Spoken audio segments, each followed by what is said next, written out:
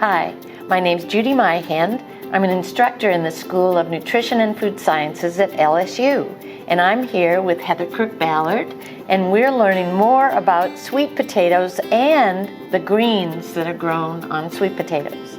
In Louisiana, we really enjoy sweet potatoes year-round, either roasted wedges or baked, mashed with butter and topped with treats like marshmallows or Louisiana pecans. I just found out from Heather Crook-Ballard that you can cook and eat the green leaves of the sweet potato plant too. Tell us a little bit about that. Well, the sweet potatoes that we're working with here today are called the Treasure Island series, and they're named after islands in French Polynesia. And what's great about them is that they are ornamental and edible. And I found out too from Don Labonte, a sweet potato breeder here at the LSU AgCenter, that in Caribbean and in Asian dishes, they have been using the greens for years. Highly nutritious, fibrous. You can put them in salads, you can put them in smoothies, you can saute them. You told me today you can make a tea from them. So you can use every part of the plant, and it's great. That's great. Right now, what we've done is we've taken some of the leaves and we've washed them and dried them, and now we're going to make a Mediterranean salad with them. I'm always trying to get folks to eat more greens, and one of the easiest ways to do that is to put them in a salad. So what we have here is a mixture of the different greens. The lighter green one is the macatilla. The macatilla.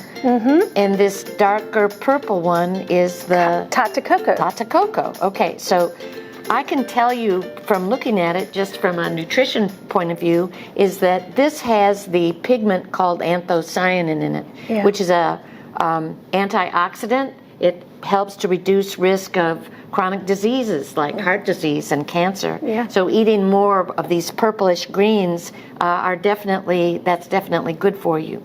So what we have here are a variety of different sweet potato greens with some carrots and cucumbers, olives, and onions to make a Mediterranean salad.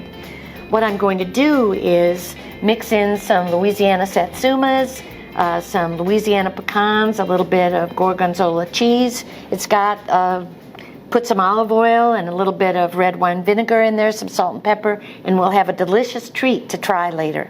Yeah. All right, so I'm just going to take these satsumas and put a few in there. They're just, so when it's not, when my cherry tomatoes have stopped being prolific on the plants, then I move over to satsumas. It's perfect timing because sweet potatoes and satsumas harvest times are similar. Oh, very good. Okay, so right now in Louisiana, we're having an unusually dry season. That's right. I understand, and you can corroborate this with me, that the sweet potato is a drought-resistant plant. Yes, it is. They may wilt, but the leaves may wilt in the late evening when it gets very hot. But yes, they're very drought tolerant, and they usually bounce back the next morning, no problem. And they're very easy to grow in all sorts of different types of soils. In fact, what's great about these that we're working with today is that they were grown in containers. So for homeowners or people who live in areas that have small areas to work with, you can grow these in small containers and still be able to harvest the tubers.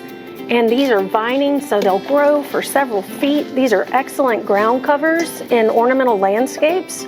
So just wonderful. And then when they're ready to harvest about 90 to 110 days later, you can harvest the greens. These were harvested right out of the landscape. And so you can just do that. So one of the things that I'm doing is just making the leaves a little bit smaller so they're bite-sized. It looks really good. Doesn't it look? It's beautiful. It's just beautiful. Okay, a little bit of vinegar. I'm going to add some cheese, a little bit of gorgonzola, blue cheese. Feta would be really good on this also. And some Louisiana pecans. Okay, so now we're going to serve some into a bowl so that you can see how beautiful it is and have a taste test.